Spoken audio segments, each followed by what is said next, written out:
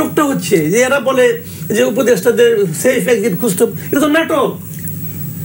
এটা মানে ওদের যে আপনার বলা হচ্ছিল এটা কিংস পার্টি, সবাই যখন বলতেছিল কিংস পার্টি, তখন এই কিংস পার্টির অপবাদটা নিজেদের গায়ে থেকে সরানোর জন্য তারা এই সমস্ত নাটক করতেছে। প্রধান উপদেষ্টা মানে আশ্বস্ত করেছেন ভোটের আগে প্রশাসনে যত রদবদল হবে তার তত্ত্বাবধানে হবে, মানে আশ্বস্ত করেছেন। আশ্বাস রাখা যায় কিনা তার উপরে? না, আমি কোনো দেখি না তো ভাই, আমি দেখি না কেন আমি বলি আপনাকে, যদি আপনি পক্ষপাত দুষ্টতার অভিযোগটা তোলেন, তার পক্ষপাত দুষ্টতা প্রথমত এবং প্রধানত ডক্টর ইউনূস নিজে, উনি তো নিজে। তত্ত্বাবধায়ক সরকারের মূল কনসেপ্টটা কি বলেন তো? মূল কনসেপ্টটা হলো যে নির্বাচনের সময় এমন একটা সরকার থাকবে যে সরকার নিজে নির্বাচনে অংশ নেবে না, তার খুব ঘনিষ্ঠ করে নির্বাচনে অংশ নেবে না। এই তো বেসিক। এবং উনি নিজে ওনার সরকারে কেউ নির্বাচনে অংশ নেবে না। তো তত্ত্বাবধায়ক সরকারের প্রধানকে এখানে ডক্টর ইউনূস, উনি নিজে এই যে এনসিপি দলটা, এটা তো ওনার দল।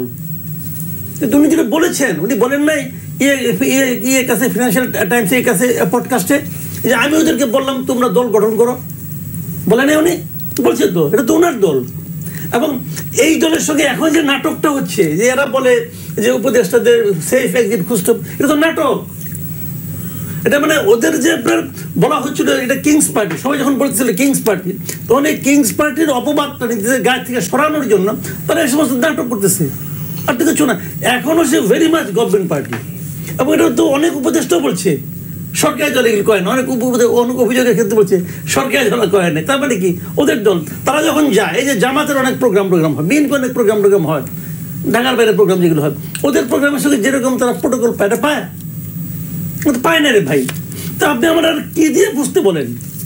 কাজে যদি নিরপেক্ষতার প্রশ্ন ওঠে, নিরপেক্ষতা হারিয়েছেন শীর্ষের তালিকা করি 1 নম্বরে ডক্টর ইউনূস নিজে।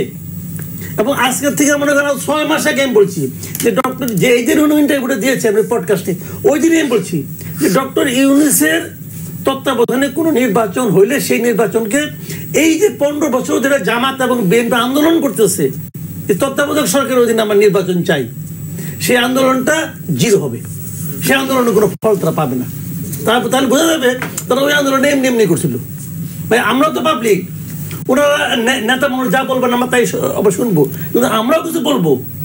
তখন আমি বলবো যে আপনারা নাটক করছেন, আসলে এটা আপনারা মিন করেন না।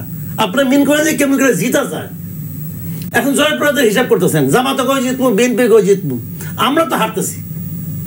আমার কথা হলো যেটা আপনি বলছেন ওটা আপনি মিন করতে হবে, ওইটার জন্য আপনাকে ফাইট করতে হবে।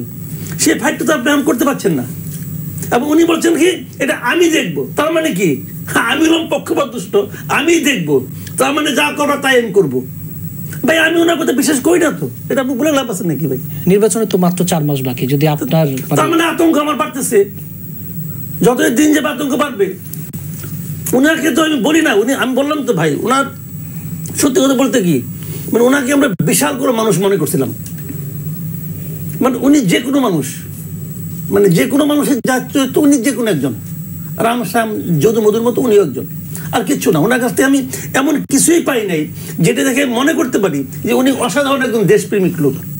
উনি কথার ফেরিওয়ালা বলি ওনাকে, সুন্দর সুন্দর কথা বলেন যার সঙ্গে বাস্তবতার কোনো মিল নেই।